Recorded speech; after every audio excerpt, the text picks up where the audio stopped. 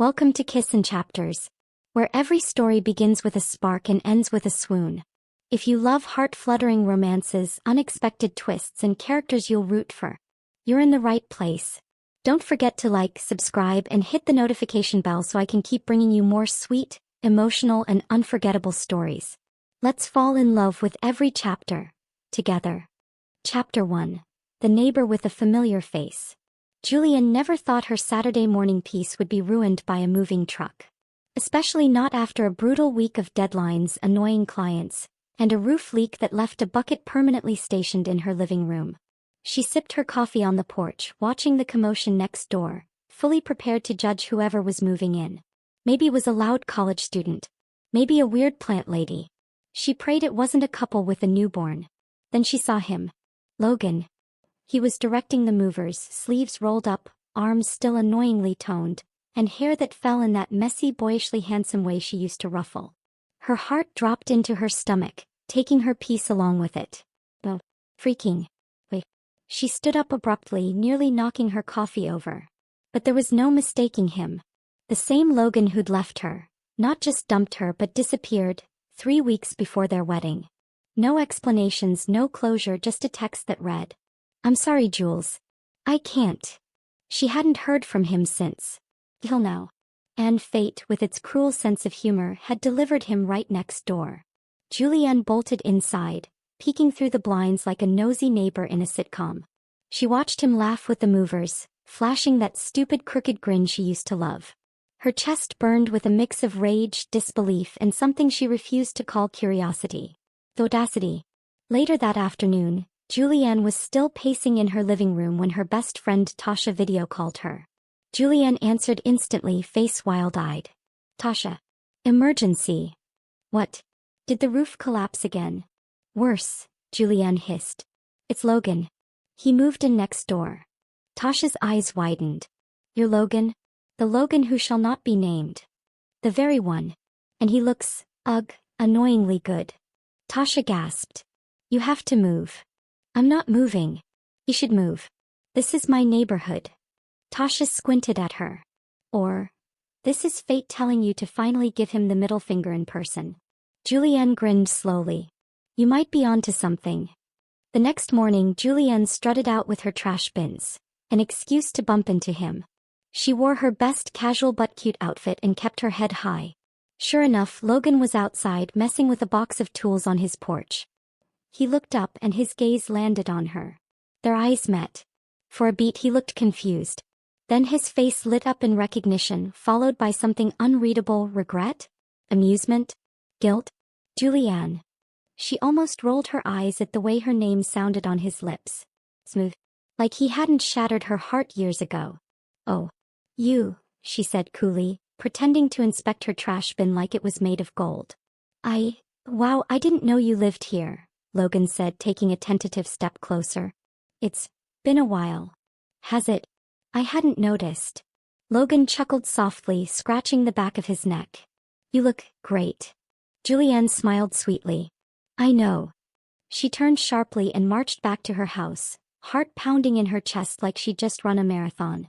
She shut the door behind her, leaned against it, and exhaled. Tasha's right. She wasn't going to run away from this. She was going to make Logan Wu's life absolutely miserable. After all, he deserved it. Chapter 2. Petty Wars Begin. Julianne had a plan. She'd spent the entire night texting Tasha, plotting petty inconveniences to make Logan regret moving into her orbit again. She wasn't immature, she was therapeutic. And if that therapy involved mild sabotage, so be it. The next morning, Julianne stood by her kitchen window, watching Logan fumble with the garden hose. She smirked. He never did figure out simple house stuff when they were together. With a satisfying pop, she pulled open her phone app to connect to her Bluetooth speaker, the one she conveniently placed near her open window facing Logan's yard. Then she hit play. Suddenly, Logan's peaceful morning was disrupted by loud, dramatic heartbreak anthems. "Why do you have to go and make things so complicated?" Avril Lavigne screamed through the speakers. Julianne sipped her tea, watching Logan pause, squint at the window, and chuckle when he figured it out. He looked up and gave her a mock salute. Julianne flipped him a lazy wave. The petty war had begun. But Logan? He didn't play fair. The next day, Julianne found a package on her doorstep. A potted succulent with a little card. Since you've been throwing shade, thought you could use a plant that thrives on it. Logan. She stared at the plant, both horrified and amused. Tasha howled with laughter when she sent a photo. Oh, he's good. Don't let him win, Jules. Tasha texted. Challenge accepted. That weekend, Julianne decided to escalate. She baked cookies, the sugar kind Logan used to love, but swapped the sugar for salt. She even wrapped them in cute packaging with a handwritten note. Welcome to the neighborhood. Sweet times ahead. When Logan answered the door, he blinked in surprise. Are we being civil now? Julianne beamed. Absolutely. I'm a gracious neighbor. He raised a brow but accepted the cookies anyway. Thanks. She waved cheerily as she walked off. It took precisely 1 hour for him to text her. Logan. I was genuinely touched until I bit into one. My taste buds are suing. Julianne sent back a smiley emoji. No words. Just silent, victorious pettiness. Yet, despite the back and forth, there was something she wasn't prepared for. Late that evening, as she watered her plants on the porch, Logan stepped out, holding his own watering can. He caught her eye and raised it like a toast. Neighbors who hydrate together? She didn't respond, but her lips twitched. I missed this, he added quietly. Julianne's hand froze mid-pour. Missed what? You, he admitted, his voice low and raw. Your spark. The way you never let me get away with anything. Julianne swallowed thickly, the sudden honesty catching her off guard. She didn't have a comeback and she hated that. Instead she huffed, don't think a dead succulent and salted cookies mean we're friends. Logan smiled gently. I'd settle for not being enemies.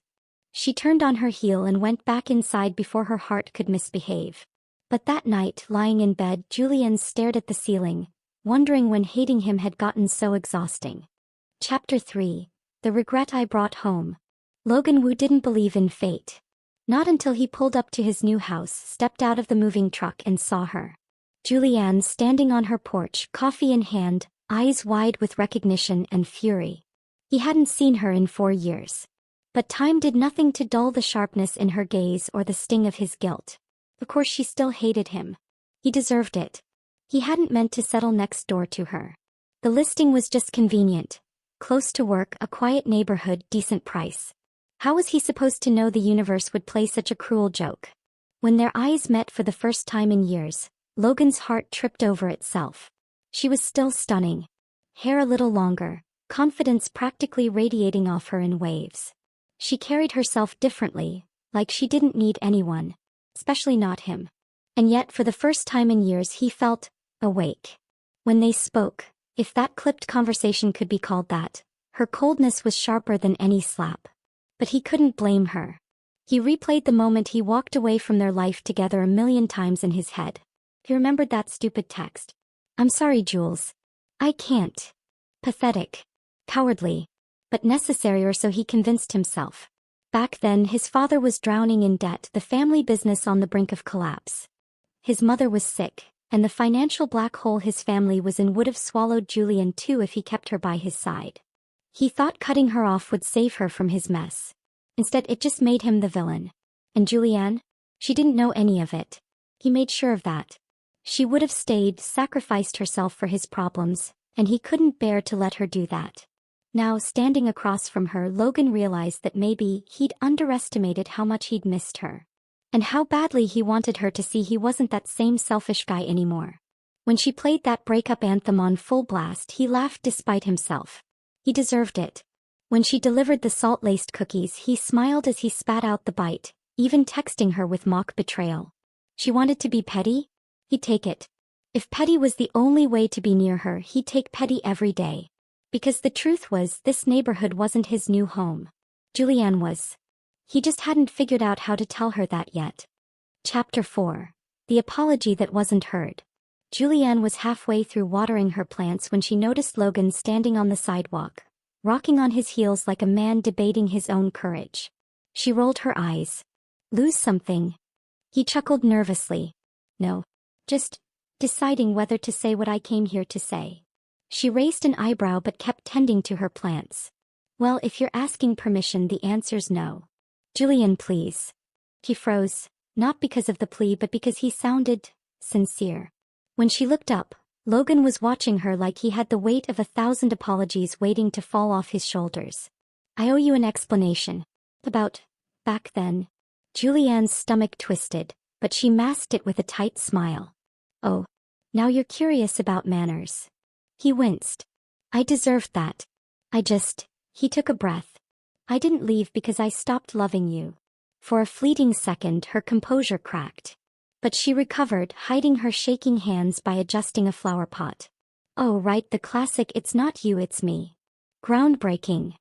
I'm serious. Logan stepped closer. There were things going on with my family. Things I didn't want dragging you down. I thought leaving was the best way to protect you. Julianne scoffed. How noble. Dump me like garbage so I don't get dragged down. Did it ever occur to you that I might have chosen to stay by your side? Logan flinched like she'd struck him. Julianne, She held up a hand. Save it. I'm not interested in hearing a sob story you should have told me 4 years ago. Her voice wobbled despite her best efforts. He hated that. I waited for a text, a call, anything, Logan. You ghosted me like I was nothing. I was wrong, he whispered. Yeah. You were. Silence stretched between them, weighted and heavy. Finally, Julianne gathered what was left of her pride, marched up her porch steps and looked down at him. You don't get to show up and explain things like it'll erase everything. Logan nodded slowly. I know. But I'm still going to try. She blinked, startled by the quiet conviction in his voice.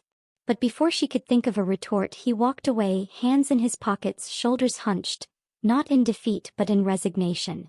Julianne stood there long after he was gone, heart hammering in her chest. She told herself she was still mad. Still wounded.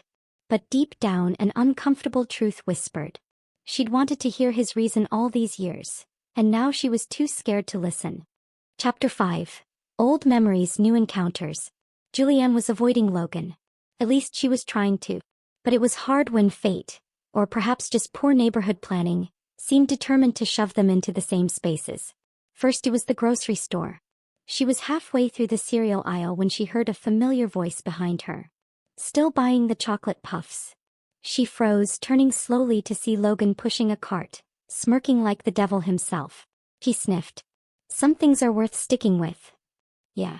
I've regretted the things I didn't stick with. Her heart gave a stupid, traitorous thump. She tossed the cereal box into her cart and rolled away, leaving him chuckling softly behind her. Next it was the cafe down the block. She was just settling into her seat, laptop open, when the barista called out, Americano for Logan.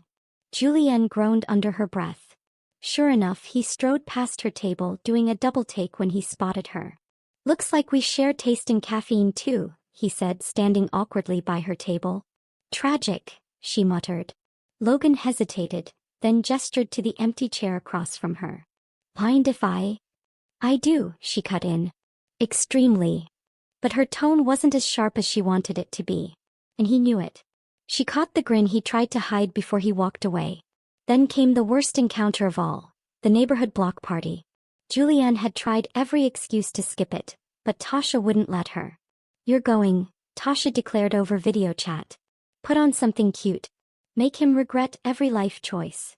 Julianne sighed but complied.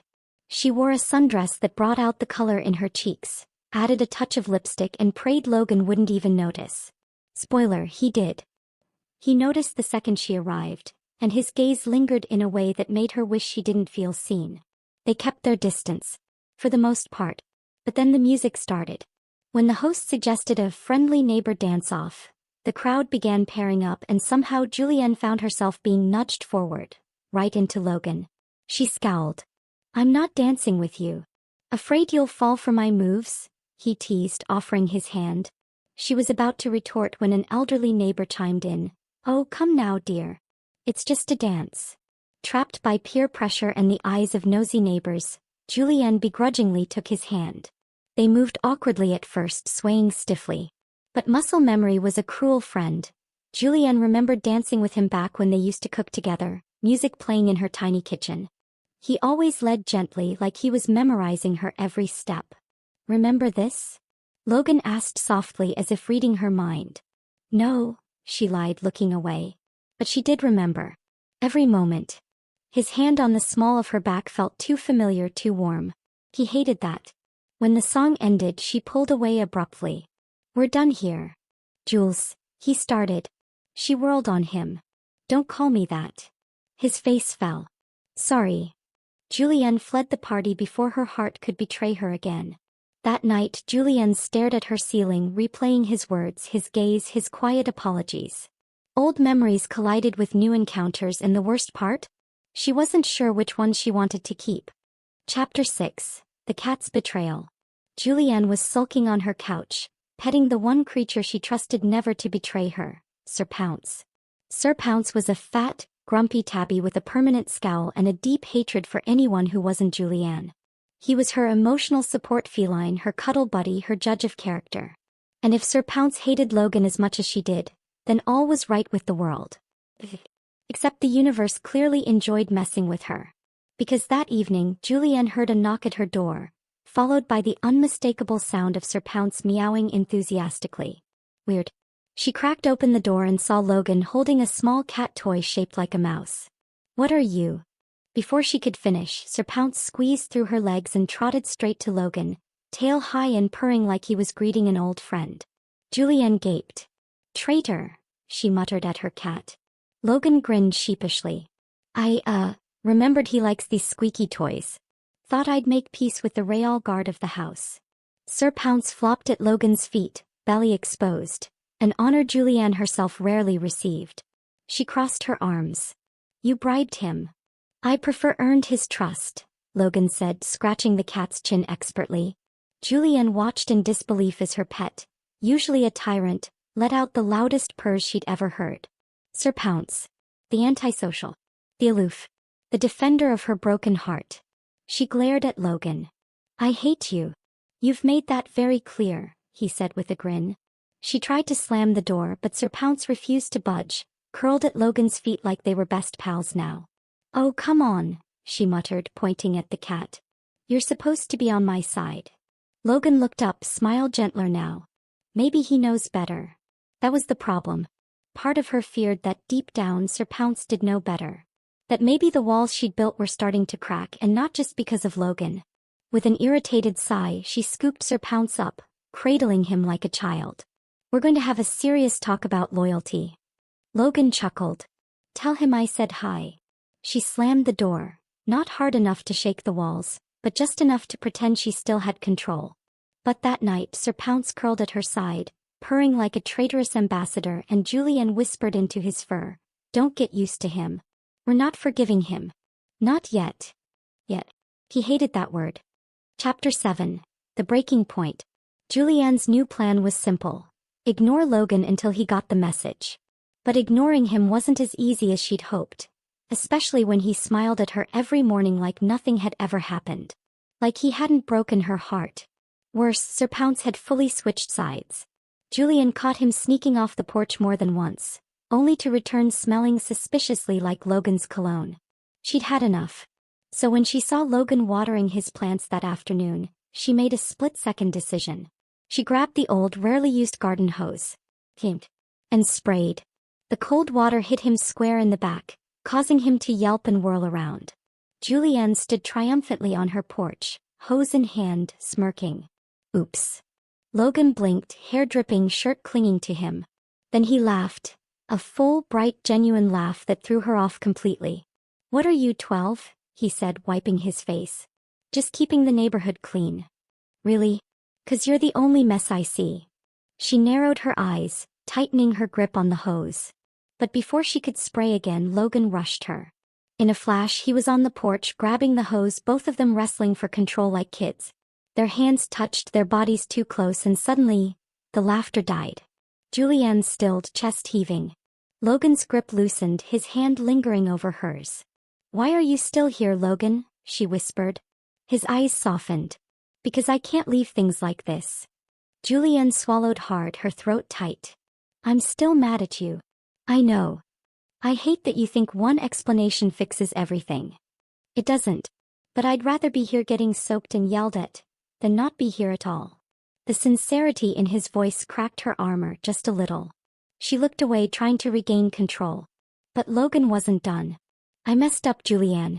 I thought I was protecting you, but I was just being a coward. I didn't want you to see how ugly my world was back then. I thought walking away was mercy. Julianne clenched the hose tighter. You didn't even give me a choice. You took everything from me. My dignity. Logan's face twisted in regret. I know. And if I could go back, I'd do it differently. Silence stretched between them, heavy and raw. Finally, Julianne let the hose drop to the ground with a dull thud. You don't get a clean slate just because you showed up, Logan. I'm not asking for that, he said softly. I just want a chance to show you I've changed.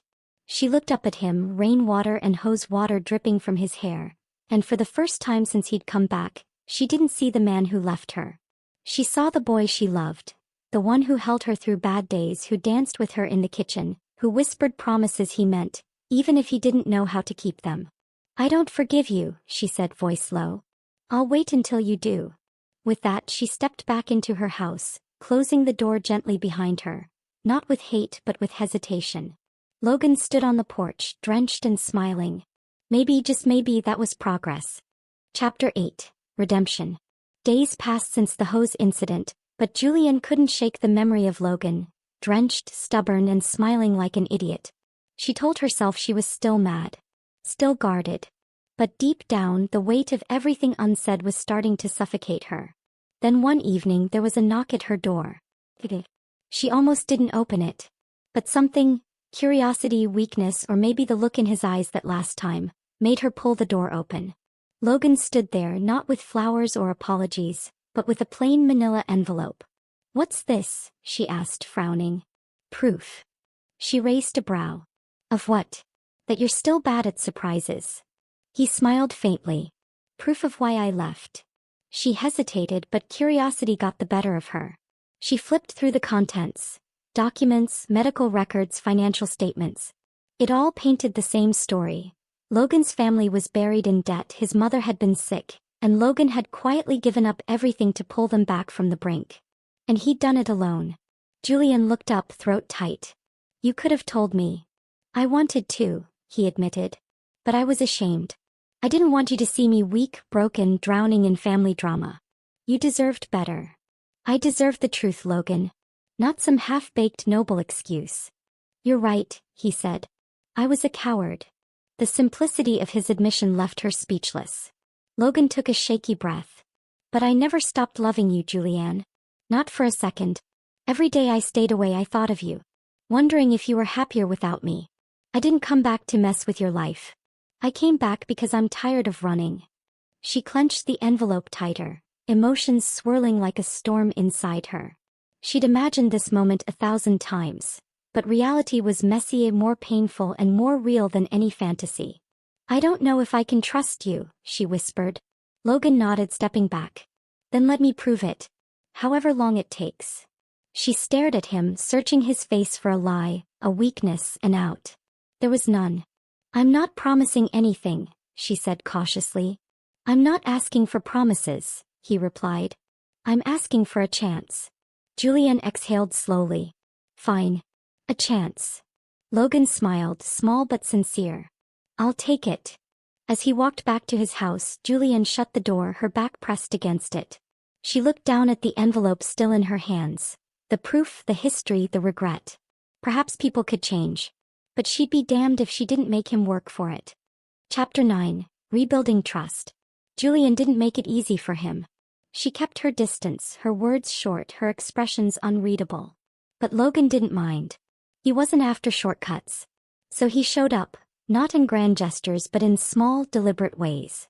When her roof leaked again, a repair crew arrived the next morning, sent by an anonymous neighbor. Julianne confronted Logan, but he just smiled and shrugged. I heard roofs can be tricky this season. When she casually mentioned a new art exhibit she wanted to see, 2 complimentary tickets appeared in her mailbox. No note, just 2 neatly folded tickets. When Sir Pounce ran off into the rain, it was Logan who showed up at her door, soaked to the bone but holding her grumpy, wet cat like a trophy. He doesn't like the rain, Logan muttered, wiping his face. Julianne stared at him, drenched, breathless, smiling. Neither do you, she said softly, taking Sir Pounce from his arms. Logan chuckled. Some things are worth it. Every gesture was gentle. No pressure. No expectations.